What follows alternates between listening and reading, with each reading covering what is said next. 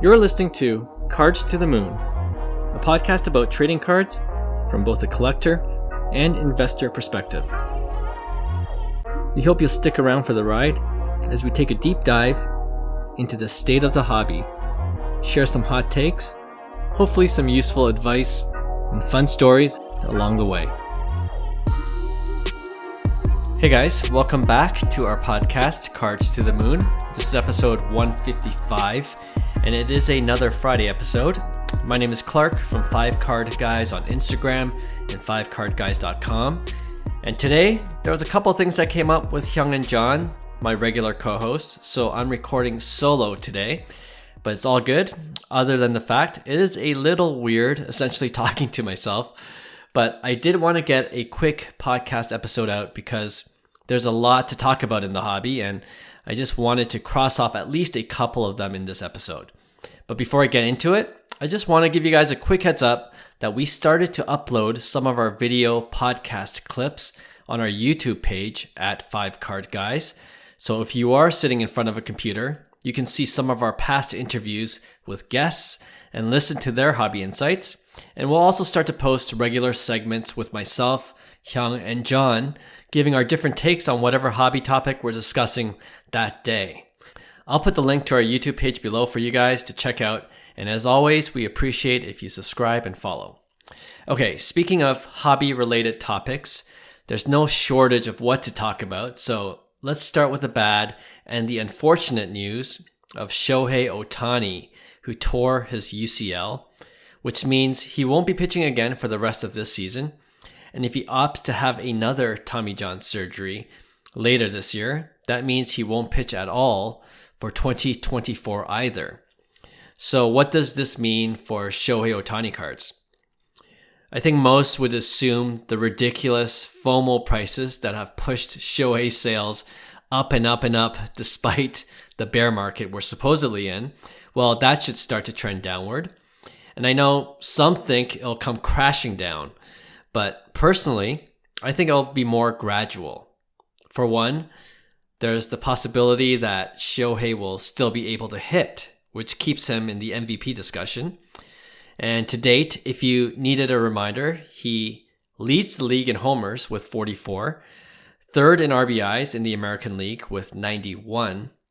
He's batting .304, which puts him third in the AL. So he's still definitely in contention for the AL Triple Crown.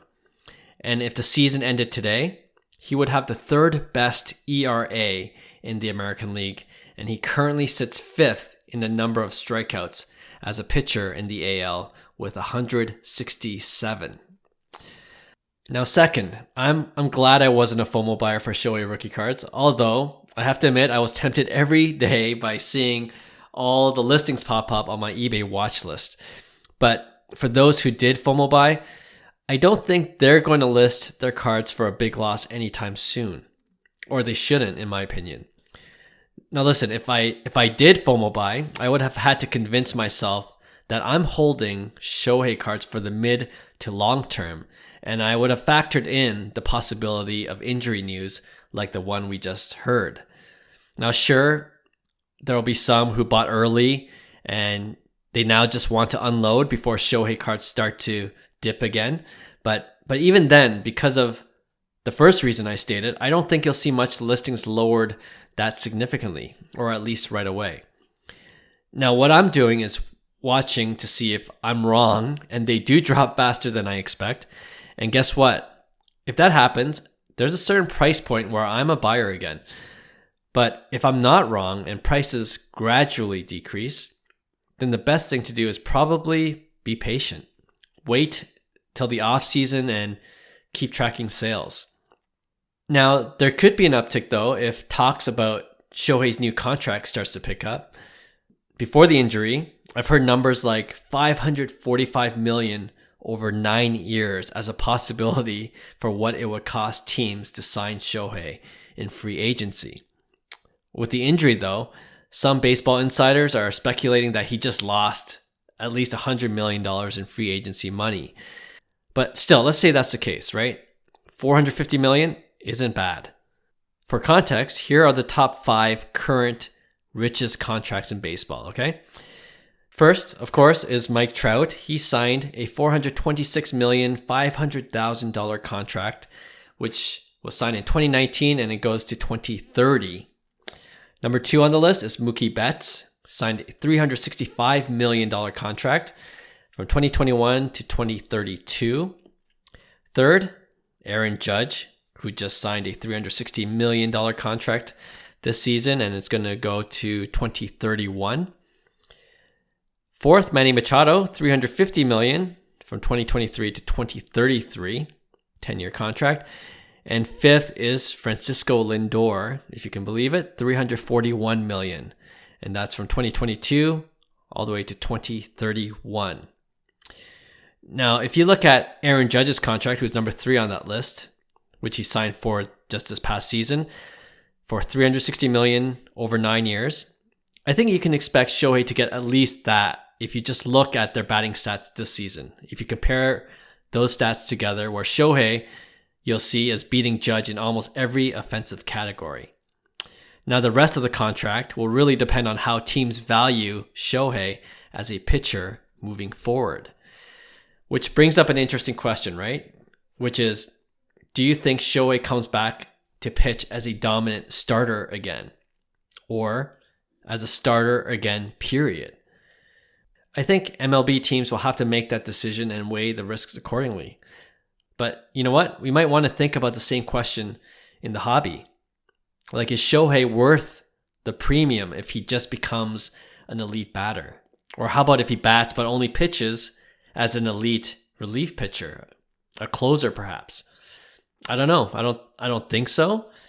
His cards will still definitely have value, but I think in that scenario, we probably just reached his peak prices this year.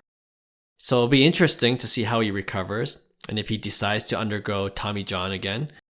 And if he doesn't, then that could also make some people nervous about whether his elbow will hold up over the long term. So yeah, we'll see. And hopefully for Shohei and for baseball fans and baseball card collectors, he makes a quick recovery and remains the unicorn that he's shown this season that he is. Okay, so the second thing I wanted to talk about before I sign off is the whole Panini America versus the NFL Players Association fiasco. We did talk about Panini versus Fanatics in our last episode, but it seems the news with Panini seems to be coming out every other day now. So the latest is that the NFLPA informed Panini that they were ending their licensing deal with them immediately, 3 years ahead of schedule. Then Panini responds, a day later I think, by filing a demand for arbitration with the NFLPA, saying the termination of their contract is, quote, improper and ineffective, end quote. And on top of that, Panini isn't complying, having just released its 2023 Luminous football card set, which has Jalen Hurts on the box. Now, Darren Rovell, who's been reporting on this, was recently on Instagram Live with Ken Golden, along with Paul Lesko, who is known as the hobby lawyer. You guys should definitely check that IG Live because they go into the details of the case and what could possibly have triggered the NFLPA to terminate their contract so early. But in a nutshell, they suspect that the reason could be a change in management at Panini America, which apparently would void their contract. Now, they go into what could constitute a change in management, and if that's the reason, I guess the case arbitrator will make that decision. But what I found more interesting is that if the arbitration ruling stands and the contract termination is legit, then Panini will probably have a 60 to 90 day window to get rid of their inventory, which essentially means we will most likely have football cards this season. So don't have to worry about that in either case, which is good news for football card collectors. Now, I wouldn't be surprised if we heard another update on this next week, but looking more long term, I wonder if this matters that much for collectors. Now, what I mean by that is, will we look back fondly at Panini Prism cards or National Treasures or Panini Flawless and think how we missed those days of collecting football and even basketball cards? You know what? I personally won't.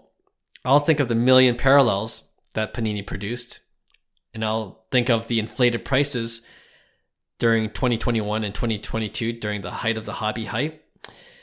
And not to say Panini was the only card manufacturer at fault, but they were definitely right at the thick of it. And there were also poor quality control issues. And who could forget the redemption issues, which is another big question mark for those holding Panini redemption cards. So yeah, I wonder how many are just saying, good riddance. Panini, you had your shot and now it's time to let someone else take over. That all said, I'm in the market for a nice Luka Doncic autographed rookie card from a higher end Panini set. All right. So it's not all hate for Panini, but they did have some good cards there. But going back to Panini, if they do lose their license early, my suggestion is to focus on the sports they do still have licenses for, like I believe wrestling and soccer. And you know what? Just do a better job with producing cards that collectors will enjoy for the long term. Okay, I feel like I talked enough for this Friday show. As always, you can reach out to us on Instagram at cards2themoon, all one word, or at 5cardguys. And again, please check out our YouTube page as well, and we'll put a link in the show notes below. Thanks all for listening, and we'll catch you next week. Bye. Hey, thanks for listening to Cards to the Moon. We'd really appreciate you subscribing to our podcast wherever you listen to your podcasts. And you can also connect with each of us on Instagram at 5cardguys, or you can follow Hyung at Integrity Sports Cards, or John at TradeU at Recess. You can also check us out at 5cardguys.com. Thanks again, and hope to connect soon.